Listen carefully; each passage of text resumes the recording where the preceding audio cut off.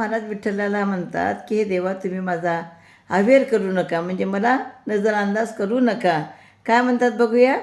आता चक्रधर झनी आमास अवेर, तुमची मनविल्यावरी जैशी तैसी तरी हरी, काळ आम्हा खाय तरी तुझे नाव जाय, तुका म्हणे देवा आता आपण सिद्धी न्यावा. तर हे चक्रधर देवा, हे विठ्ठला, हे नारायणा, तुम्ही माझा अवेर करू नका, मला तुम्ही टाळू नका, नजरअंदाज करू नका. अहो देवा, एकदा तुम्ही मला तुमचे म्हटल्यावर मग ते कायम तसेच राहणार आहे. मग आम्ही कसे कासेना, तुम्ही आम्हाला या भवनदीतून चाललेच पाहिजे. जर काळाने आम्हाला खाऊन टाकले तर देवा तुझेच नाव जाईल.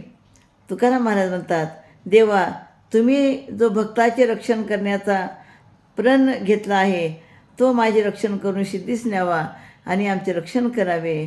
आणि हे देवा मला कधीही नजरअंदाज करू नको, तर माझ्यावर तुझी कृपा असू दे, असं या ठिकाणी सांगतात.